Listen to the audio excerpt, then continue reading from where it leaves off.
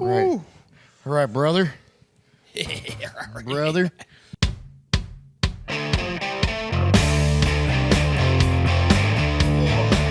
Right, man. We're cooking. We're rolling. Yeah, man. It's been We've great. got quite a few of these now. Yeah. How are we doing? How was your week? Pretty good. How's February? We're what? Yeah, we're into February Third now. into it, at least? It's just 10th today. Yep. It's my dad's birthday today. Is it really? Yeah, I turned 70 today. Holy smokes. And he gets to spend the whole day prepping for a colonoscopy.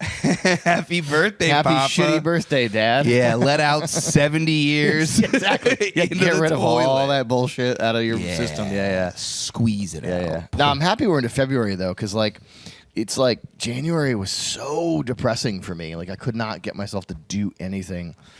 Oh, yeah, I meant to call you up for this. You said, because I just feel like such conflicting. So you said January's been depressy, which is kind of cutesy. And then later when I said chicken tendies, you're like, never say that in my presence again. Jason. Yes. Fuck, marry, Keele. Hot dogs, grilled cheese, chicken tendies. I think I would fuck hot dogs only because it would be easier for me. I would be the bottom. I would be the bun, so to speak. Marry grilled cheese because I always need some place to cuddle up and be warm. Kill chicken tendies because no one should ever say that word tendies in my presence again. Okay, so you are a monster. Okay. I was like, yo, Okay. You can't be depressy and no tendies. Are you being serial right now? So over cereal. It just made me laugh listening back to it. I was like, that's such a funny. His line is there.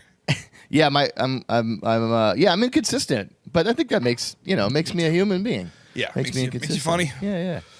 Yeah. No, it's been good though. I've been doing a lot more walking.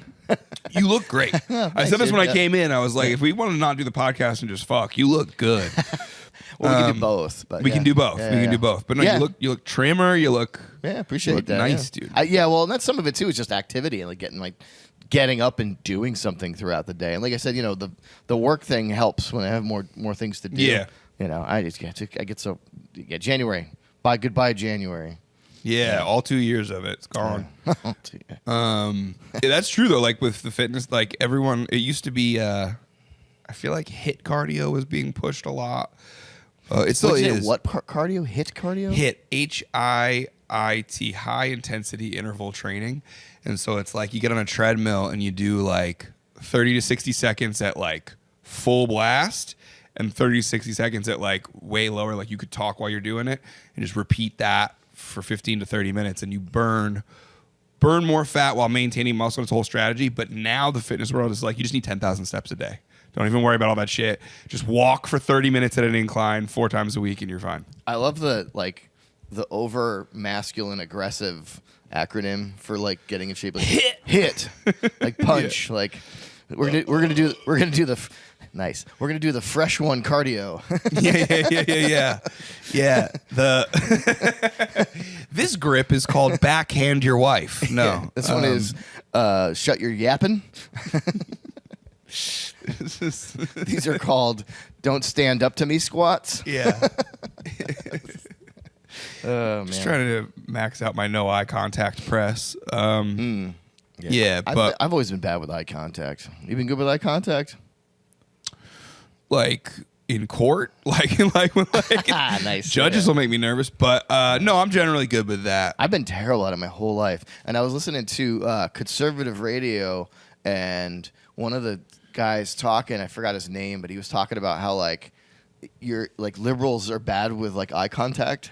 And I was like, oh, I guess that means I'm well, autism, now? Yeah, you don't send if you're Yeah, on yeah. the spectrum, that's like one of the things, right? And I was like, oh, okay, so I guess lack of eye contact has a political affiliation now to it. I thought it was just insecurity. Yeah, but I could see those things coincide, like having a, what is it, like correlation, not causation or whatever? Yeah. Correlation, not causation. That's funny, though. Yeah. Look me in the eyes like a God-fearing, red-blooded man. Red-blooded, yeah, totally. Yeah. But no, like you do look, and it's what it is. Like when you work in restaurants and stuff, it's like, and everyone gains weight in the winter, but like if you work in a restaurant that's busy, like typically like summertime, right? Yeah. And fall and holidays, and then you go into like the January, February, where it's like you have half the shifts normal, and when you're there, it's less busy. It's just so much more weight you put on because you're used to running around on your feet for 8 hours. You're not burning it. It's crazy how real that is. So for you, I'm sure it's like, being back to work, your body's like, oh yeah, like, Yeah, exactly. we do stuff. Like we physically do it. Yeah, I worked in restaurants for years. I don't know if I even told you that, but yeah. We can get into some restaurant stuff. I've got quite a few. I was mainly in the kitchen. Back of house? I was like back of house prep, and then line cook, and then your English is so good though. My English is so good. Oh, yes. Well, this, it was a while ago. It was long. When I was working in restaurants in Mystic, Connecticut, right before I started, right as I was getting out, like Ecuadorians moved in. And it was tons of Ecuadorians. And, whatever. I mean, there's nothing to, for or against it. It just was like right as I was getting out, that's when the demographic started shifting in the back of the house. I work with a lot of those guys. They're so cool. They're so strong. Oh, totally. Some of the strongest dudes I've ever met that you don't think so. And you're just like, oh my God. Yeah. But yeah. Yeah, and I was a supervisor for a restaurant called Newport Creamery. I don't know if you've ever heard of it. Yeah, Newport Creamery. Yeah. And was it an ice cream place? It was an ice cream place. Okay, Yeah, it wasn't ice cream. No, it was a man milking station. It was for just guys in polos. It was a certain stall at a rest stop in this very Republican town, and it was busy, dude. Everybody from the island came over to get milked. Yeah, exactly. Hey, you gotta release it, Yeah. The manager was Latino, and he hired like 2 or 3 guys that didn't even speak English. Like they came in and I was sitting there. I had to train them, and like looking back, because I was only 19. Wow. I was like 19 or 20 years old when I was doing this, and so I like had a Spanish to English dictionary, and I was like, "Yo quiero la comida," and they're like, yeah, we want to eat or whatever. And like I would show them stuff, and they're all just standing around looking at me, kind of smiling to themselves, like because they know what they had to do. Yeah. And I'm like, and he's like, Mike's like, hey, you got to train these guys. Oh, by the way, they don't speak English. I'm like, oh, I got to train them. He goes, yeah. So he kind of like pushed me into the den of like, yeah, these guys know what the hell they're doing, and I'm like this teenage kid trying to show them how to wash dishes and shit. It's so stupid. It would have been like, I wish I could look back at it. It was I felt very white and very young. Yeah. Everything about that is from a day gone past. Like using a physical, tangible book for English to, I've dated myself for sure. No, it's just amazing. Like that's like, Mm-hmm. Dude, on Saturday I had a show, and it was Saturday the record cold day. One of these days. Yeah, Saturday was like 0 or -1 or something. Saturday was so brutally cold, and I had done my first day of this like new part-time job that's super blue collar, like working outside shit, and we can get into that. But I was just like basically wet and cold for the day on Friday, for like the kind of money I made when I was like 14, and hot. It was it was a good time. And the next day I was just like my like joints were like still like waking up for the whole day. But I get to the show. It's cold. It's dark. I like park in front of a fire hydrant because it's right where the show is, like in front of the front door. I'm unloading the chairs and shit for one of these don't tells, which are great. Great shows come out. This one was actually fire, but I'm like, boom, boom, boom. There's wind chill. It's like at the corner in New Haven where it's like it's perfect for like the alley to like increase. Like somehow like it's like a fucking Hot Wheels track, like super speed the fucking wind chill down the alley. And I'm like, and I get all the chairs in the door, get back in my car. No one's behind me. Get in the car, start it up, back up to go because I see a spot across the street that's like essentially perfect. And boom, boom. Look back, there's now a car that had pulled up behind me in the time since I do that. I'm like, fuck, now I gotta go see if I hurt, is the car smashed up? Do I have to murder this person? What do I have to do? I was getting flashes of it. You don't watch The Sopranos, but there's an episode where Tony's chasing Phil Leotardo down for the listener, and he comes out and he goes, oh geez, mister, you okay? And he grabs him and he's doing this thing, and I was like, I'm gonna do that to this person. Turns out it was Lorenzo Perez, the guy I'm running the show with. Right and he's just like, you're good, bro. You're so lucky. I'm like, you son of a bitch. Dude. And then we unload his car and we do the show, and both cars were fine. But it was just one of those moments where you're like so cold and in the zone, and then you're like, and you're like, jeez, that's like the sinking feeling, like you get the Yeah. adrenaline shot. You know, where you're like, Yeah. oh, everything's gonna change now. My life is over. I can't do anything anymore. my life is impacted in Yeah. a negative way. I Yeah. don't know exactly how much. Feeling nobody likes that, but yeah, everything is worth like this kind of cold. We've talked about it before, but like no holidays, not being a child. It's this much snow outside. It just feels like, where's my machete? I want to like. I don't care for it, but Winter machete, yeah, cold as knife. Just Just bec- cold yeah. as knife.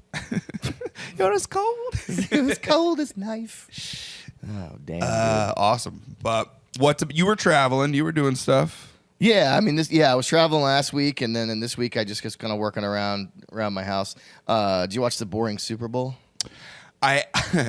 I watched Broad City with my girlfriend in my bed, cuddling and having a great time eating snacks while I heard my two roommates listening and watching a boring game that I didn't care about. Yeah. And I was like checking in on it on my phone, but it just looked like a bad time.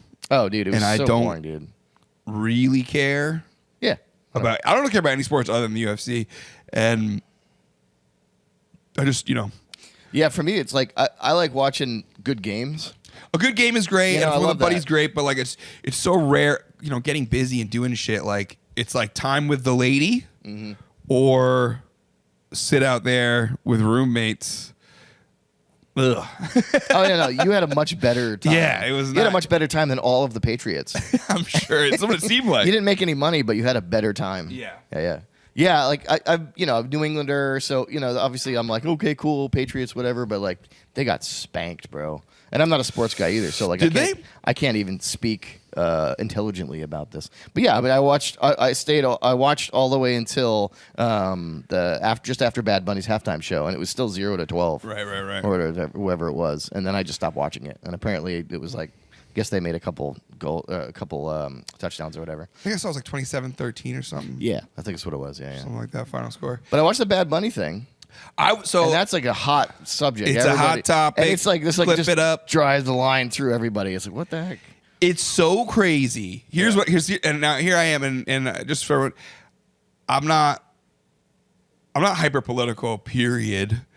I was raised hyper liberal. Worked in private aviation for a while. Saw a little bit of what they're talking about with that money and bonus depreciation. If you got it, it's nice. But like I'm not one way on anything. But what I thought was hilarious, and I'm glad you brought up because I was gonna forget about it. But the Bad Bunny halftime show, which was like in my algorithm and my little viewpoint on the world, it was like it's gonna be this gay. It's a gay communist inside job. Pronouns, all the things that like make people like that mad. It's gonna be that as a halftime show. Yeah. And Bad Bunny's gonna be the ringleader. And then I heard Kid Rock going, "Fuck all that. Stream me." Did you see that? Tune into Kid Rock wherever he was. Yeah, I saw yeah. one reel of it this morning when I was taking a shit, and it was just like I don't know anything more than this one clip I saw, but it looked like Kid Rock by himself trying to remember the song Cowboy in front of like the entire Republican Party, like offbeat clapping just to prove that they're alive. And then I flipped and saw the reels of the Bad Bunny one, and it was just very cool looking ladies. Awesome. Of Latina, different kinds of descent, and him. Nothing felt really that gay. Like it felt pretty. I was straight, and I'm not I pretty much I believe in a population that's getting laid, right? I think that's right. That's a really good way to put it. If you're coming, you're less likely to do acts of I would say terror. just be happy. Like go be happy. I don't care. As long as no one's getting hurt and everyone's nutting, there's less chance of terrorism, I think, and general better discourse. But it just seemed like a lot of Latina ladies dancing in a very cool way. Yeah. Bad Bunny dressed in a fun thing that looked like, that's cool. That's it. That's all I saw. That's all I saw. Yeah. And like that was supposed to be gay, and then Kid Rock like being like, and I'm a cowboy, and it was like, that's pretty gay.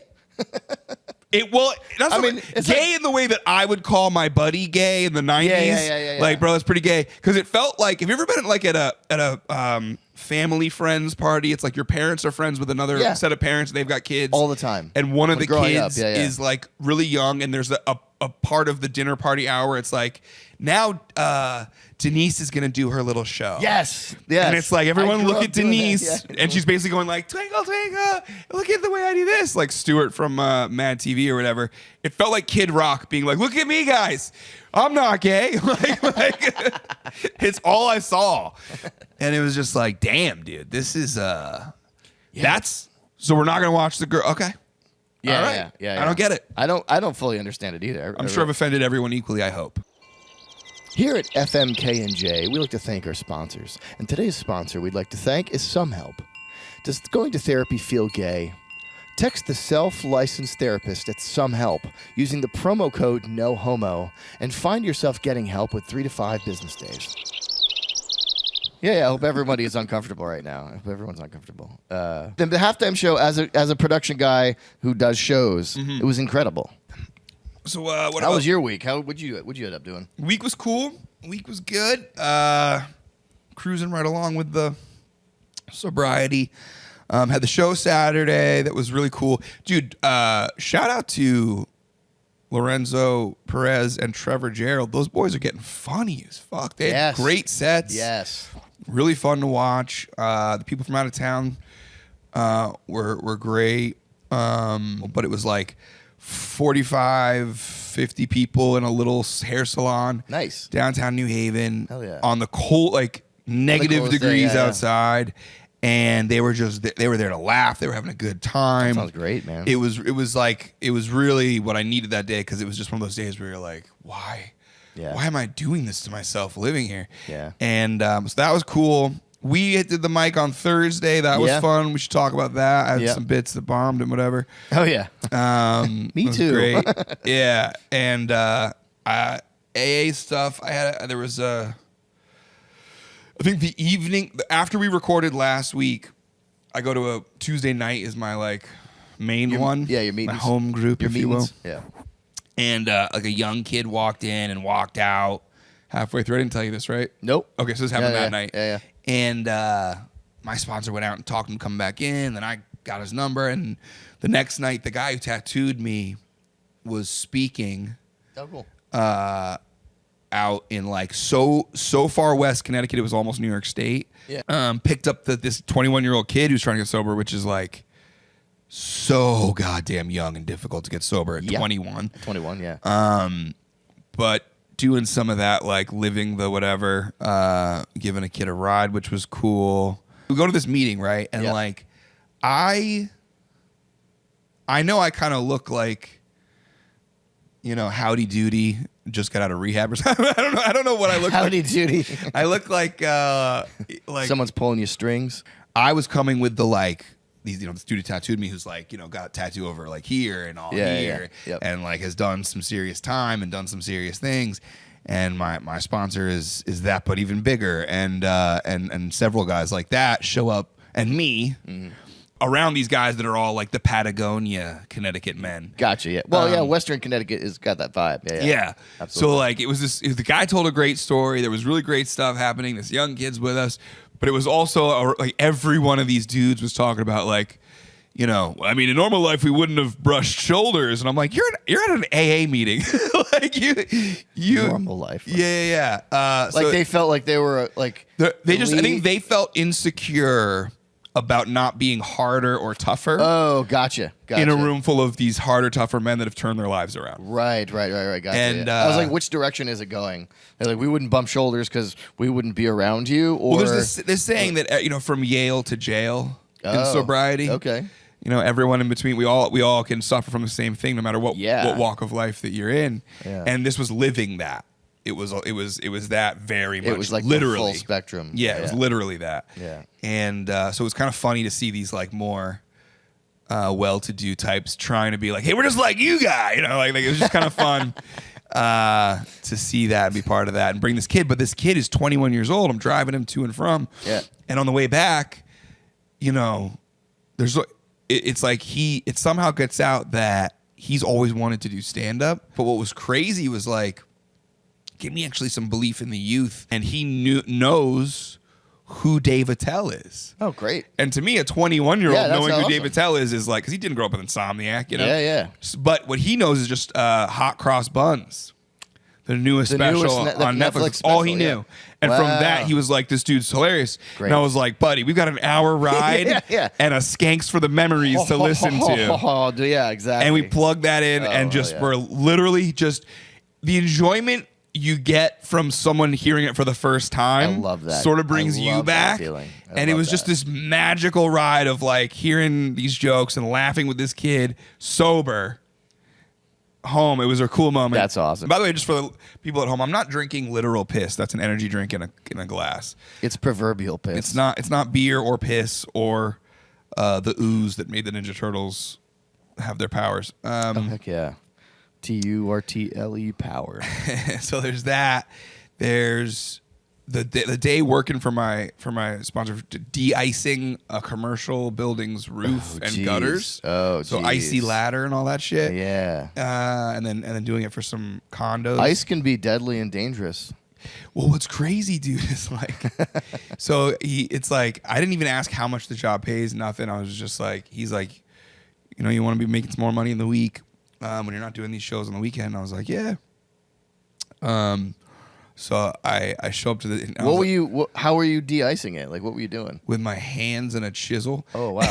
And like, it was kind of fun and whatever. But like, I was like, I'm like, hey man, I've worked in offices, bars, and restaurants and comedy clubs. Yeah. I'm not pretending any manly. So I was like, I don't know what I'm doing or what to wear. And the guy was like, just wear clothes. What are you talking about? Be there. And I was like, all right. Cool. Thanks, bro. And so I get there, and all the guys are in full-blown snow pants, waterproof thick jackets, waterproof gloves. I'm there in like wool mitten or like little mittens that are going to absorb every bit of water possible. Nothing's waterproof, and it's not because I didn't think to do it. I'm not going to go out and buy shit. Especially if you're not explicitly telling me to. Yeah. And plus, I don't know it's the like money or how whatever. many days you're going to do that. Yeah. You know, I'm not going to waste money on that. So I get there and the other two guys are like, damn, he didn't tell you what to wear? And I told them that, and they were like, oh, of course. And then I call my guy and I'm like, hey man, just, you know, like this is more of a part-time job for me than full-time. He's like, I thought you wanted to work and all this. And I'm like, yeah, but like for provable income and more than what a child makes and, you know, whatever. And like, and I'm grateful. It's awesome to, you know, when someone just says, here's a job instead of making you go through hoops. Cool. I am grateful for it. Yeah. So that it was fun to do the blue collar day. I went to Dave and Buster's with the lady last night. Had a good time, but like half the games didn't work. And afterwards, did you Dave and Buster? I wish. No. But we had a good time. But do you have like date night with the fiance still? Like a date night would be like, so one of the things we love to do together is we like to go to like flea markets and antique stores and just like look at stuff, because it's like a museum where you can buy stuff. Like, you know, it's all the old stuff. And we did one year we did a Goodwill tour of Connecticut. Whoa. Yeah. So we spent a day or 2 days and we just went to every Goodwill like within a 2-hour radius in Connecticut, just to see what there was. Some good shit. It was kind of cool actually to see like and here's the thing, I do this when I'm on tour too. On days off, I'll go to Goodwills and like flea markets and stuff. That's a good idea. Yeah. And they all smell the same. Every Goodwill I've ever been in all around the country smells the same. Yeah. So whatever disinfectant they're spraying on all those clothes, it's the same stuff. Yeah. And there's different. Did you know there's different tiers of Goodwill? No. Yeah, there's different tiers. So the first stage is like the nice one, right? Where you walk in and it's like, are they called different things? I think there's donation center, and I forgot what the last stage is. It's literally a big hall or a big warehouse that has like troughs of stuff, and it's there's just like long troughs, and you walk in and everything is by weight. So you can go in, but everyone's wearing gloves because it's dirty, dirty stuff. And like I did this once. I took an Uber. I was in St. Louis or something like that, and I took an Uber to what I thought was a regular Goodwill, and it's like in this warehouse industrial section. I'm like, what's going on? And I get out, and I'm like, I'm the only white guy, and everyone's just kind of like, oh, who's this long-haired, alabaster man walking in Who's here? this super hip dude? yeah, whatever. But everyone's This guy there. seems righteous. But everybody's there. Probably because they can't afford, so I'm all there like Odds as a are tourist. it's not for shits and gigs. Yeah. So I'm there just like, hey, I'm gonna see what you got here, and everyone's just like looking at me like, you piece of shit. Why are you here? I buy pants by the dirty pound. What are you doing here? Yeah. And you have to dig through the stuff, and then you put it in your carriage, and there's like a big scale by the register, and you push it in, and they just weigh your carriage, and you pay by the pound. They don't give you bags. They don't give you, so you have to bring your own stuff or whatever. And then in the back. I think bring your own bag. Yeah. Like if you buy it by the pound like that, they don't supply it. It's just like you're on your own. It's like bulk, whatever. Whoa. And in the back, there's like this giant dumpster, and they're just basically all the stuff that doesn't get bought gets trucked, and then gets trucked to a landfill or an incinerator. So like that's the last stage. And but everyone's wearing rubber gloves. I walk in for the first time. I'm like, oh, okay, I see where I'm at. And they're like, why is everyone wearing rubber gloves? And then I started touching the stuff, and I was like, oh, I see why. Very, very dirty. And like how many people have touched it over the year it's been around. So I like doing that, and Sophie and I like doing that. That's fun. I like that. Yeah. We like vintage like furniture and stuff like that. So and she had a kick where she was redoing furniture for a while. She was actually refinishing stuff. And so we were like buying stuff, and she was refinishing it and selling it or whatever. And I actually collect velvet paintings. So it's hard to find velvet paintings anywhere else, than flea markets or antique stores. So I have like 10 or 12 velvet paintings in my house and in my studio, like just on the wall around. That's cool. Yeah. I'll have to cut to some photographs of it, or some pictures of it, or whatever. Like these, exactly. Yeah. So. That's dude. I did community service at a Salvation Army for a while. Oh, right on. Way back in the day, and it was like, do you want to work on the floor, or do you want to work where like the truck comes in and you help unload them? Yeah. And I was like 20. If I was 20, I was 20. You know what I mean? Like it was, or maybe I was 20. So if you were 20, you weren't 20. Well, just like I was just very young. Yeah. It was a long time ago, and I was like, no, I'll unload the trucks. It was an experience. I bet you. It was an experience. And it was like this brother and sister that worked there. The guy was this really nice gay guy, but he was like manly, but like also very gay. He was like old school gay dude, Yeah. And he could like reupholster stuff, was like a side business, and he like really knew furniture. He was really like one of those like jack of all trade type guys. Yeah. And he would like buy me a sandwich and split a joint with me and shit at lunch. Nice. And Is that called grooming? It was kind of that, because he did offer me like $500 just to see it, and I didn't take it. And at the time, I really financially should have. And You're like, I'm not gay, but $500. Right. But he did it in a way that I didn't feel weird around him. Yeah. He was like, hey, take it or leave it. And I was like, I'll think about that. Thanks, man. And he was like, cool. And he's like, also stop letting the guys that drive the trucks here borrow your cell phone. They're on parole. And I was like, oh, okay. Oh no. Good to know that. Calling their dealers. Yeah. Who knows what they're doing? But I was like, Danny's nice. I'll let him borrow my phone because I'm just an idiot. Yeah. But I said one of the most real life, not to bring it down, but I had one of the most real life things happen because, so there was that guy and then his sister who was so sweet, and they were both known. It was actually here in New London. It was on the street. Oh, wow. There was a Salvation Army here. Oh, yeah. I don't know if there still is. Yeah, right here. That's the one. You were working there. Yeah. Right? I probably saw you. Probably. And like a dude that would drive his bike and come by trying to get cash for scrap metal. Yeah.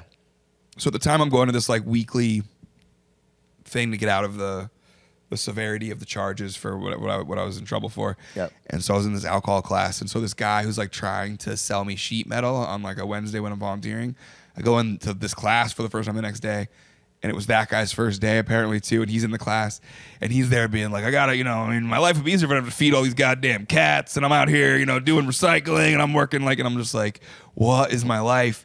And you do a breathalyzer at the beginning of the class, and this dude was blowing like a 0.25. Whoa. And 0.08 is the legal limit. You're not supposed to go above that to drive. And he was like, I don't know what to tell you. Like I had a 40 like early yesterday. The machine must be broken and all this. So they're just like, This dude's complaining about how many cats he has to feed with scrap metal money. Wasted right now. Damn. What a legend this 50-year-old man is. How is he alive? That's a hell of a story. Just That's so sounds like crazy. A country song.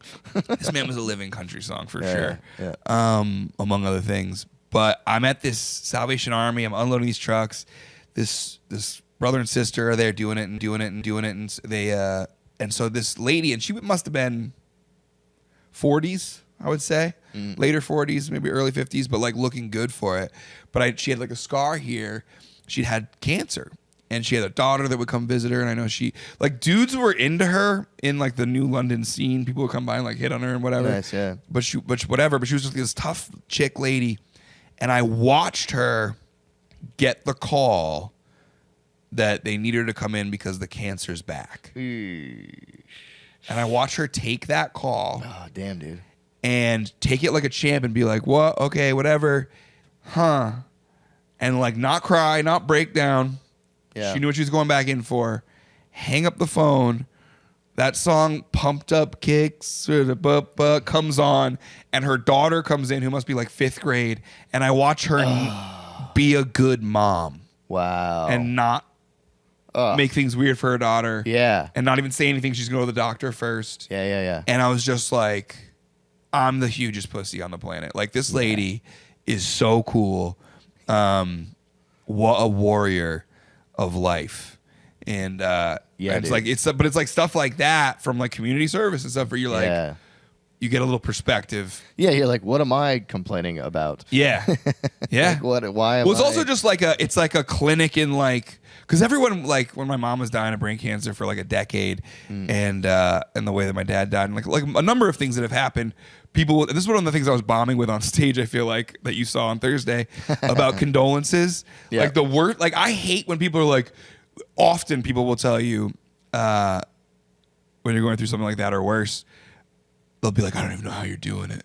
Like, if I was in your shoes, I don't even know what I'd do. And it's like, you're telling me to my face that you'd kill yourself because what I call a life you see as a pit of despair. It's so real. It's so real. And compare, like, you should treat people that are grieving or require condolences the way you'd treat someone who's freaking out about being out of shape. Like, you'd never tell your fattest friend that's like, oh my God, I'm like this. You'd be like, dude, I don't know what I'd do if I was you. Like, you would never say that to them. Right, yeah. You'd You're be like, so no, brave. you got this. You can do this. You're so brave. Yeah. Like, what am I brave about? I'm just Here at FMK&J, we love to thank our sponsors. Are you feeling tired? Do you have cortisol belly? Does your pee smell too good? Try Mourning whiskey, because who gives a fuck, right? It doesn't help people in a bad spot to be told that the friend they have wouldn't know how to handle life if what was happening to them was happening to you. Or flip that. But like, you know what I mean? Yeah, that doesn't, it's like, oh, cool. So you're saying I should be worse then? Yeah, like Thank you. But no one knows how they're going to handle something until it happens to them. Yeah. No one. No one has a pamphlet or a book on what to do. Yeah. But that lady did kind of in real time, without meaning to, teach me about handling. That's wild. Yeah. Crazy news. To see that, just to see the strength. Like you instantly see strength. Like you didn't know it was there. And it was like boom, and you're like, oh wow. Like kid running in with a backpack. Jeez, man, that's like as the phone hangs it's another up. country song. It sounds like another. Yeah, but it was really cool. But they were all awesome over there. Yeah. Well, the Salvation Army is connected to my grandparents, my dad's parents were Salvation Army officers for like from 1940 something until they died or whatever. Wow. And so what does that mean, officer? So the way that the Salvation Army is a church, and it's actually a church, and it's structured and organized kind of like in a military. They've got brigadiers and generals and lieutenants and majors and stuff like that. And it's just, and they move people around similar to the military. It's like a military style church, and their main mission is to help people in recovery, addicts or people that need stuff. So my grandfather actually ran an adult rehabilitation center in like Manhattan for a while. So he was like the dude, like he was like the office guy, and then he would preach to like guys in recovery, like AA style, but like a church version of AA kind of thing. Yeah. So like that, and then so my dad grew up in that, and that's partly the you're talking about the Salvation Army store. I've got some stories about when I was a kid going to these giant warehouses in New York City where like trucks would back up and the clothing drop off things. Yeah. They would just trucks would back up and just dump And then, like, dumpster truck style? giant piles of clothes, and I would run up them as a kid and like roll it down and like throw. I'd be throwing stuff. My dad, stop throwing, because I was like 5 or 6 or whatever, and I'm just like, I'm being a kid. But I just remember crawling up these giant, things, mountains of clothes or whatever. Yeah. But yeah, the Salvation Army, for all its warts and there's a lot to say about it, good and bad. The main original mission that I understood it, because my dad left the church, or left the Salvation Army when I was about 7, and then we moved to this part of the state or whatever. But in New Haven, my parents were the caretakers of the Salvation Army at the corner of George and Howe Street in New Haven, and I was like the only white kid on the block when I was like a kid for a while there. I had like all my friends were Latino or black or and now it's, I think, a Spanish speaking one, but that's where in the 80s, that's where I was. Wow. Like I watched those we called them projects, but apartments being built and stuff like that. And I lived through Hurricane Gloria there. I'm really aging myself, but I watched buildings and everything collapse during the hurricane or whatever. Holy shit! But that's where I grew up in downtown New Haven. So like, up until I was like 7. Yeah. Wow. So, so the Salvation Army thing is a really cool connection with my family. That's awesome. Yeah, and everybody, like I said, ever since then, my dad's not been involved, and he's got his own reasons. I'm sure. Yeah. But it was cool. I mean, like, as far as community service and stuff goes, like, it was a good. I love that. I love being in an environment where there's no guile, there's no pretense, there's no bullshit. That's why I really love like working class dive bars. Whenever I tour, I try to find a spot where like everyone's just gonna stare at me when I walk in, and now they'll be like, "Hey, how you doing, man? Like, what's I love just being around people that are Can you afford to breathe air in here? It's basically what they're asking. Yeah. Or like you're in danger if you sit down. Or tough guy shit. Yeah. Or just I'm in a neighborhood where they're like, who the hell is this guy? Why is he we here? all know each other because. But I also I actually went to meetings like 10 years ago. I was doing a sober run as well with a friend of mine who's in recovery, and I went to a lot of meetings actually here in New London, and I don't know, I really enjoy being around people who, like, it's broken is the wrong word, but that thing in you that.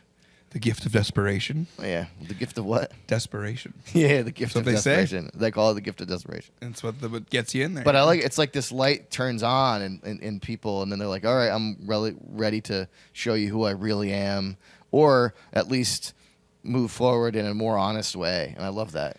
Or find out who I really am for real. Without all the other shit. Yeah, I appreciate that. I really do. I don't think I have quite the story that a lot of people would have in terms of their addictions or drinking. But I have experienced, and I really appreciate the just the groundedness of the sober community. A good AA meeting is a great thing, and there's people that be like, all meetings are good, but, I've got a few I could bring you to, but like, it's cool. There's something really when people are there for the right reasons, when people are at a place where they're brave enough to be authentic and honest, mixed with people that are years down the road. When you have that mixture of newcomer, 6 months to 2 years down the road, plus or minus whatever, and then people that are old timers that have 5, 10, 20 years, whatever. It's great. It's a really cool place to be. It's really, it's wonderful. It's like a cool open mic. You know what I mean? When they're like especially like when I was in New York, like I'd be at these open mics where there's Michelle Wolf and that's awesome. Mike Lawrence, and then me, and then some weirdo that only sings, and some dude that like there was a guy who was, rest in peace, this guy Alan, but he would do a selfie. He was like white hair, ponytail, glasses, and he had his jokes and stuff, but he would be every single set he'd record selfie cameraing from the bottom of the mic. So you have all these videos of like his mouth just and nose. Just looking up at it. Yeah. But like that's pretty cool. But a good open mic where you have, potential new talent, you have people that are too big for it, but are so after that they're getting on every stage they can, popping through, and everybody in between really get when they're really getting after it. It's kind of like that. Yeah.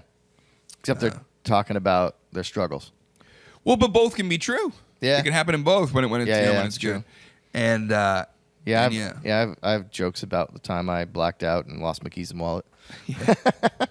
Well, so you dabbled with AA. Yeah. Do you want to go down? Can you share a little bit like what made you go, all right, we should do this? So it was a 2-layer thing. Okay. So it was that big breakup that I mentioned. And at the time during that relationship there was a couple times where I got pretty drunk and I was kind of belligerent's the wrong word. I was an asshole and I shouldn't have been. It'd be so good if you went the other way. Belligerent's not the right word. Inspired? Yeah, exactly. I was inspired, yeah. I was somewhat borderline genius. I was inspired to be kind of an asshole to my previous predicted girlfriend. Bitcoin. Yeah, right, yeah. Yeah, the opposite would be true. No, but it was just for me, and then when she dumped me, it was kind of like, oh, I need to like stop drinking and clear my head. At the same time as I had a friend who had tried committing suicide, and by driving himself into a wall with his car, he was in the hospital for a while, and then he had a stroke, and then he was getting clean from everything. He was using a lot of stuff. So him and I were friends, and I just wanted to support him. I wanted to go, I wanted to not drink for a while, and then he, was going through. I was like, well, let's go together then. A little more extreme. Yeah, that's yeah, awesome. let's go together. And so I didn't drink for like 6 months, and it helped. But you were out the gate intentionally like, I'm going to support a buddy. Yeah, it was like twofold. So like And, I yeah. wanted to be sober, and then I was talking to him, and he's like, "Well, I'm going to meetings." I'm like, "Oh, can I join you? Can I Yeah. go with you?" And then I would just drive him, Okay, or cool. sometimes drive him or whatever. But Cool. Yeah. yeah, so that was my experience. Are you on the step? You don't have to talk about it if you don't want to. And part of why I'm so grumpy and I'm such a piece of shit and I was talking all that shit about boy jobs earlier is because I'm on the 4th step. So it's the one that has driven me out at least 6 times before, and I think Gotcha. it's quite common for people to get, because the first 3 are all, I think they get underplayed, but they aren't. There isn't the same level of action required from you to do them. Yeah, right, yeah.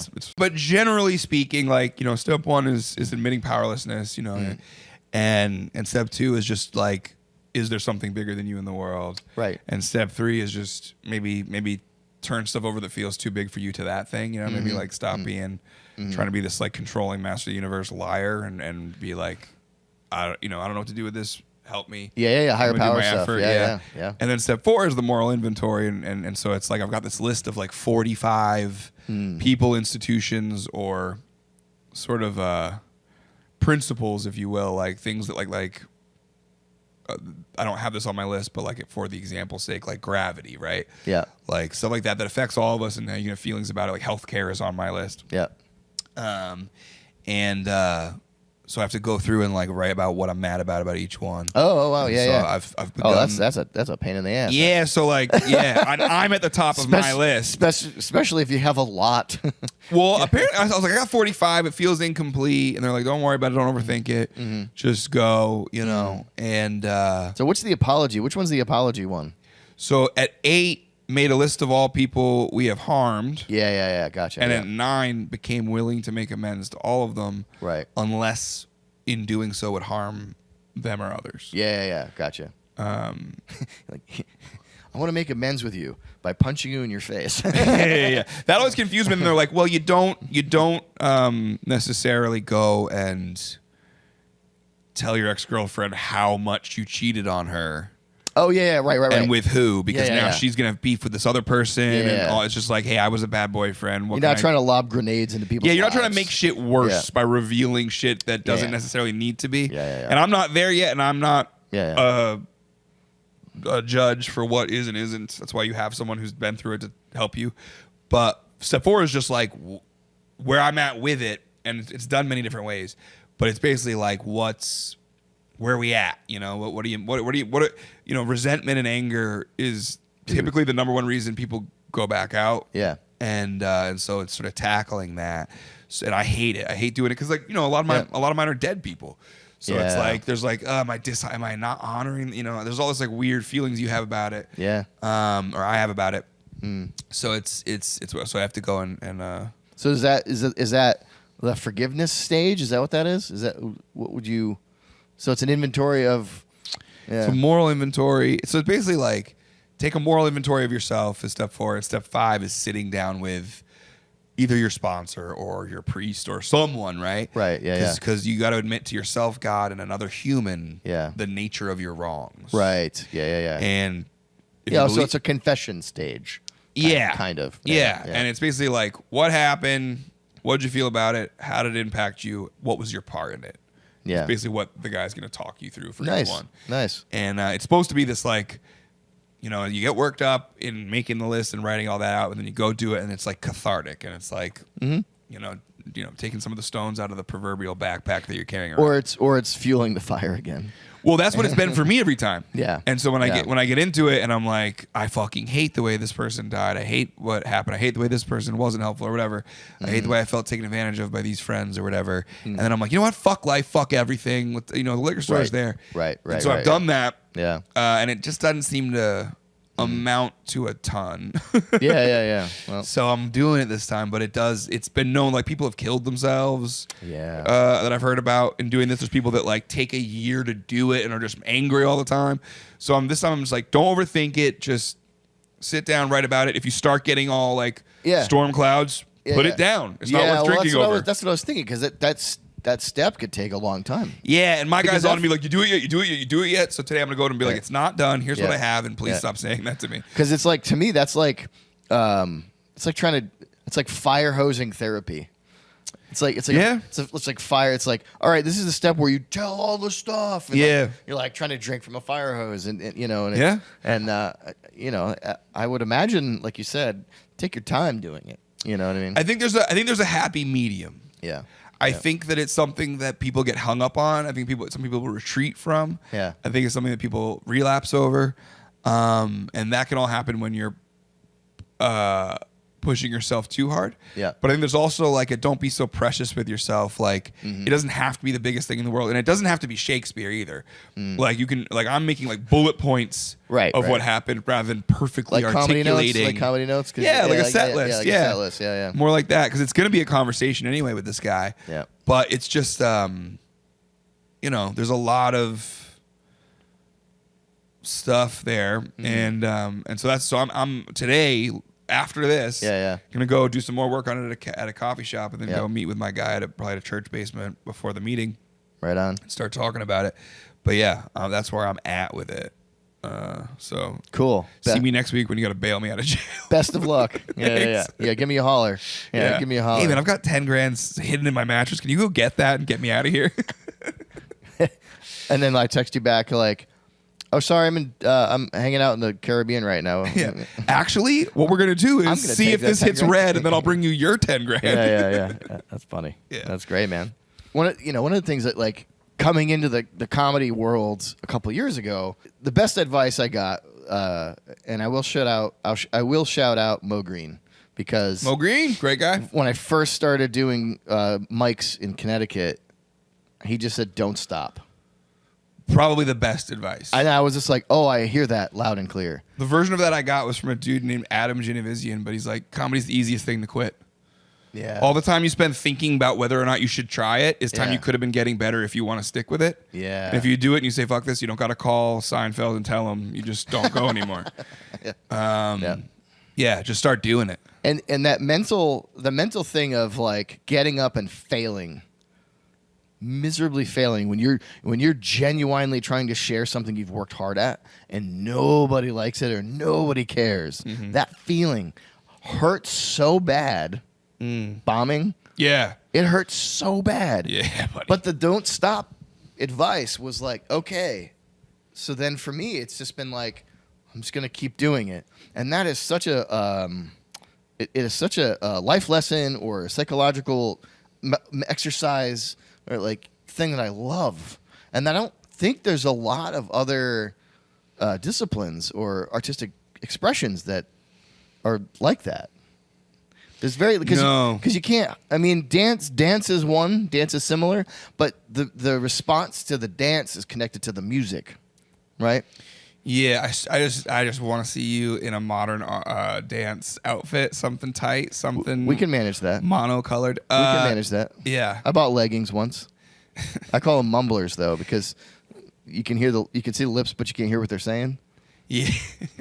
Okay. Burn a bit. Just burn a bit. You're welcome, everyone. I guess tonight's show's missing out on that.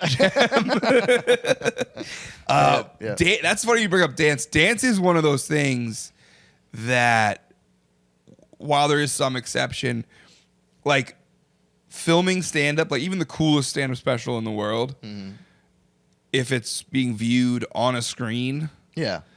after the fact, Yeah. it's at best 60% as fun as it was to be there.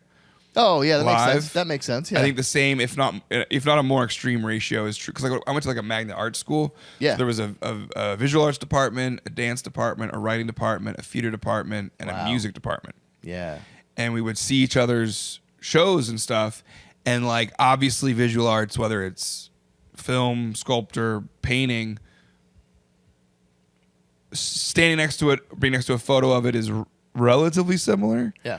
I mean, obviously not the same, but like not the same drastic drop off that like seeing someone dance, Yeah. like in person. Yeah, live, yeah. And weirdly, there's that episode of Sunny where Rob McElhenney's doing that dance thing in the prison. That was kind of beautiful and like this wonderful thing, and they did a really good job of capturing it. But I'm certain that if you were to go to a performance live of that level of like dancing, and he was learning it, the person he was with was great. But like I remember seeing these like high school kids that were so good at it and being like, this is like a whole vibe. Like everyone in the room like felt something. Yeah, But yeah. if you film it, it's like, okay, that Yeah. person's moving Yeah. in sync with the music. It's just not the same. And yeah, I have a thing. One of the things that I believe and think about music is that music is unique in all of expression because it requires the normal passage of time. Well, isn't there a John Lennon quote about music is the only art form that gives a sense of nostalgia for the future? Yeah, I've heard them say that. I remember Because that, yeah. when the chorus is coming back, we're all getting excited Yeah, for yeah, something yeah, that yeah. is actually already in the past. Spot on. And I was never a Beatles fan, just saying. So I like the Beatles and I appreciate the Beatles for everything they've done for audio engineering. And I obviously know how good they are. And I obviously know how good they are. But I just never was like connected to them and I don't have an emotional reaction to John Lennon. I was watching a podcast the other day. I wanted to send you this clip. There's this dude who's a UFC commentator now, was a fighter. And he's on a podcast, I believe, with Bobby Lee. And they're talking whatever music and stuff. And so I thought of you. And it was like about the Beatles. And the guy was like, yeah, I mean, the Beatles were fine. I'm more of a Limp Bizkit guy. Yeah. And he was like, and he said, and I don't know if he was being funny or in earnest, but there's a sound bite in there of him going, so, look, I appreciate the Beatles for all they did to set up so Limp Bizkit could do what they did. I was like, this might be the fucking greatest That is the greatest series of words line. I've heard. Definitely in 2026. That's great, dude. Yeah, Oh, it was that's so funny. The Beatles The Beatles set the stage for Fred Durst. Beatles walked so Limp Bizkit can run. Oh, good God. This is great. But I was like, I have to tell Oh, Jason about hell that. yeah. That's so good. But you were saying that music is the only art form. Yeah, it's the only art form that I believe it's the only art form that requires the normal passage of time. Tell me more. Because you can take a picture of a still and have a series of pictures of a dance. That you would understand the dance by a series of still pictures. Yes. You can't speed music up or slow it down. It completely changes it. You can play it perfectly in reverse and touch the devil, though, right? That is where I'm going. I'm getting to the Satan part. No. But like, and even comedy, you could just write it down, and That's people a trend, and right? it's static. It's static. They call that something, right? What? When comedians post like 3 pictures of themselves and it's like a line, it's like the joke basically. Yep. Set up whatever punchline, and it's like you're saying, it's almost in like panels in a Oh in a yeah, cartoon. it's like a comic. It's like a Comic strip, literal comic strip. Yeah, Yeah. where you can take pictures of it, still pictures of it, and Tell the like story. art, like paint, visual art, sculpture, architecture. I'm trying to think of different art forms, and like Yeah. music requires the normal passage of time. And I think that's unique. I think that's a unique thing. Yeah. You know? Yeah. And so, I don't know. Does film qualify for that? I guess you can tell the story in images, like you're saying. Yeah. Well, I mean, there's a real. Yeah, it is cool. Like like a that. storybook version of a movie. The other cool thing about music that I'm jealous of, because like comedy is like, there's no, like there's delusion. You can just tell yourself you did well. Yeah. We all know guys like that. But like you can have, there's moments in life where a guy playing music in the background of a fancy restaurant, piano or something, or even like at a coffee shop, or even at concerts, like doesn't ruin how well they feel they're doing. Yeah. Necessarily. Yes. Yeah. Or the moment. So it's like song starts, some people sing along, some people mosh or dance or whatever they're doing. Yes. And then when it's over, we show appreciation. Yes. Versus every punchline is working or not. That's a huge difference. In real time. Yeah. And like music, you can be like, yeah, I did great. It's a delayed appreciation. And you know, so many bands that I've seen over the years where they're like, they get up there, and I had a concept album written when I was a frontman for a band. I had a bunch of songs. I had a bunch of songs written about like the music industry and about like people's perceptions. And so many bands that I've seen over the years get up there and they're playing, and nobody in the room cares at all. But then they get off and they're like, "Yo, we crushed it!" Yeah. And they're like, "Yeah," and like so.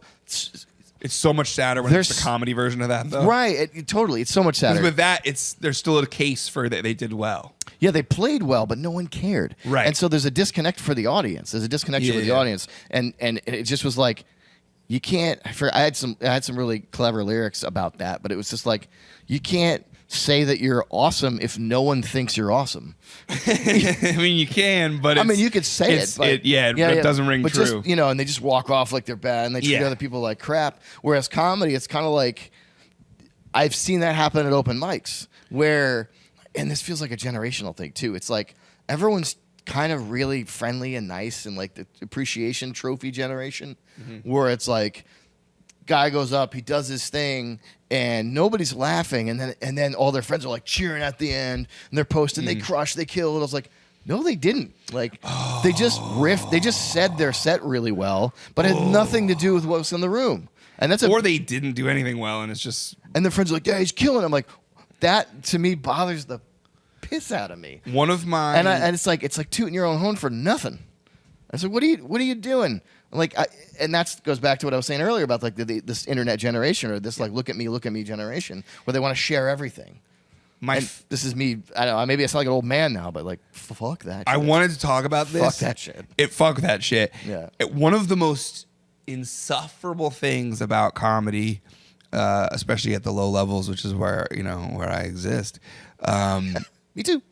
Is this like unwritten or written social requirement of like every show you do, you're taking photos of the other comics and putting these posts, and like you have to say some iteration of total crush, absolute murder, whatever. And so I generally, you'll notice, or won't because I don't matter, but like I generally don't write anything on those posts. Yeah. Except for when the show actually was that way. Yes. And then I try to write something that isn't just like killers or crush it, or it's like I try to be like the show Saturday, it really was like a clinic on like doing well. Nice. Like start wall to wall. Nice. It was funny and good, right? That's great. And but like one of the things I do, healthy or not, when I see those posts is I zoom in on the audience, because 99.9% of posts online in the comedy low-level world is dude on stage, girl on stage, whoever on stage, holding a mic, freeze frame, and a sea of faces like this. Yes. And it's like, in this frame, they're not crushing. You know what I mean? Yeah. So I'm really trying to take photos of comics while they're laughing, enjoying the moment, and you can see like head back, or like you want to capture the moment of a punchline landing. A smile. Yeah. Even a smile. If you're out there posting pictures of and you're zooming on the audience and everyone is like in death's waiting room. Or like talking to their neighbor. Yeah, they're just not engaged. They're not there. Yeah. There's so many. It's almost all. The healthy thing to do is just go, who cares? I'm glad comedy shows are happening. Let me try and get a spot. Well, that's what you should do. That's the other side of it, right? That's like, But- okay, it's promotion. And we all know that, like, Yeah. anyone's set, there's plenty of opportunity for those kind of pictures to exist. Yeah. But yeah. to not be trying to capture those moments, Yeah. it feels like no one's trying to capture those moments for Right. the most part. Right. Yeah. In their stills. And it's like, that's what we should be It drives me getting. It drives me crazy because if for someone who doesn't take the time to zoom in and look at that, or actually go to these, it's just pure marketing. It's like that's all. It's just almost never the case. It's pure marketing, and that I feel gross. I can't do that. Yeah, it's disgusting. If I do a real good job, I will. I will Yeah. say something that I did a real good job. But like, That's why I try to post with the audio's in there. yeah. Because if your comic is only posting pictures or And- what's the one that's got the infinity sign, the fucking the infinity sign, what? where it's like a playing itself Oh, back. boomerang? Boomerang. Yeah, boomerang, yeah. Or whatever. It's like, so you got no proof of laughs. Like, Right, you yeah, know, yeah. like, Yeah, dude. it's how it reads to me. Yeah. And that's been like my MO in doing comedy is that like I didn't tell anybody that I knew that I was doing anything for a year because I knew Yeah. I knew I was gonna suck for a year. Yeah. I knew I was gonna be bad for a year. It's almost dog at shit all the least a time. year, and I'm still working. I'm getting better, and I'm feeling like I'm getting compliments from people that are better comedians than I am, and that and I appreciate that. But like I haven't wanted to promote myself or put myself out there until I was like starting to feel confident with a good set and everything like that. And so that's just been my MO. And because I just knew I came into this as an adult and I did my research or whatever. Yeah. And talking to other comedians and friends that when I'm traveling and other comedians, they talk to me briefly about it. And it's like I want to get good or better enough before I start being like, yeah, I'm doing this. Let's crush in. And so I don't know if that dates me or makes me old, but that's It does, but it's correct. the other thing I was reading. I actually learned about this last night. In France, there was a French guy. In France, there was a French guy. That's it. Sorry. See you later, guys. Sorry. Did you hear I'll about kill this? myself after this Did one. you hear about this? Have you heard this? Have you seen this? Yeah, exactly. So he had to go to the hospital because he had this undescribed pain in his abdomen. His abdomen? How do you say it? Abdomen? Abdomen? Yeah, whatever. Pretty good. Yeah. So they took an X-ray of him, and he had a World War I munition in his asshole, stuck in his asshole, an actual like shell, a copper bronze shell in his asshole. Since the war, it's been there, or he's No. It was like he's 22, okay? and this was like last week that he went to the hospital. What the fuck? And they had to call the bomb squad and evacuate the fucking building. because it was a live round. Well, they didn't know if it was a live round or not. So this guy, Surely the kid put it in there. he totally did. And in the article, the hospital is used to dealing with things enlarged in assholes because of sexual games. So the hospital just is, for whatever reason, they're used to that. It's in Toulouse or not? Yeah, it was in Toulouse, France, or whatever. Oh, you mean specifically this hospital? This hospital is like, we know our demo. We know the neighborhood. Right. They are familiar with They're getting after this it. stuff. Right. They're familiar with this There's problem. a lot of hide and seek going on in the neighborhood. Yeah. And then further down on the article, it said, in 2022, an 88-year-old man went into the hospital for the same problem. So there's like this endemic of dudes wanting to stick military ordnance in their buttholes in France. Yeah, what's his life? Hey, stick it up my ass, you know? Yeah, That's exactly. terrible. I don't know anything about France, but that's crazy. It's crazy. I should have come up with a punchline for that. Sure. And I might still eventually. Hey, but do it in post. But I don't think I ever want to escargot there in my life. I knew there was something like that in there for you. You son of a bitch. That's crazy. And as I was reading the article, it stuck its tongue in my mouth, and I'm like, "Come on, guys, what the hell is going on here?" And speaking of which, I brought a pair of tongs today. That's fucking wild. Yeah. Have you ever had to go to the doctor for an embarrassing thing? Yes, and I will not discuss it here. Okay. Sure enough. But it was something that Yeah, it was embarrassing. Yeah. And I don't tell people about it. I might have told Sophie about it, because you get long enough in a relationship, you start telling stories about. He was like, what are some secrets? And she's an interviewer, so she'll sit here and just interview. And so for the first couple of years of my life, she just asked me every question possible about myself. That's cool. Like all the stuff you did as kids that you don't want to think about. And she's like, oh, really? You did that? I'm like, yeah. Oh. Yeah. But that's vague, and sorry, it's boring, but No, it's not, but it does. Yeah. You've said you're not going to tell more, and that's all we want from it. Yeah. But yeah, so yes is your answer. The answer is yes. Yeah, answer is yes. I've never gone in with anything lodged in my bottom. My bottom. Yeah. Yeah, no, I've never had something that needed to be removed like that, but I did one time throw my back out jerking off when I was very young. Wow, that must have been a hell of a nut. Well, it was just that you know the like you're young, phones aren't a thing yet. Mm-hmm. We not at the age of there's one family computer. I have a desktop in my room. Oh, totally. Yeah. But there's the everyone's out of the house jerk. Oh, bro. Everyone's out of the house. Bro, preach. So it's and I was on my because like when I grew up in a time when like you'd always end up with like a L office desk in your bedroom, like you're part of your bedroom's a cubicle. Yeah. And I mean, no, but yeah. no one's in the house jerking it, and it's in one of those spinny office wheelchairs. That's not great.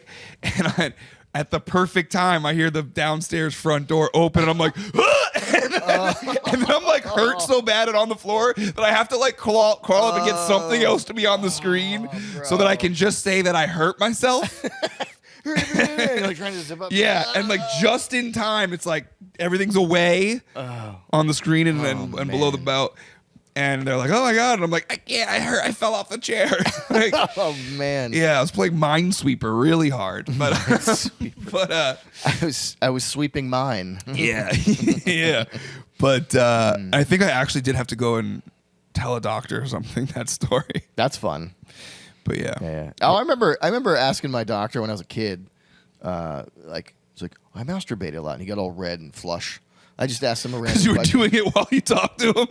He's like, I know. Will you please stop? Well, I got all You're red gonna get me 'cause arrested for He's this like, appointment. Please stop. Yeah. No, I was like, I just remember being like very casual with my doctor about it, very open, right? It's like, you have any questions for me otherwise? And I think I was probably like 11 or 12 or something like that. Yeah, that's pretty young. And I was just like, To be telling an adult. yeah, and I was like, well, he's a doctor and he doesn't give a shit. That was like my mindset. He's like, well, he's medical and he's fondled my balls since I was like 7. Yeah. So like he knows, He taught me my technique. Right, yeah. That's all I got. You got any more?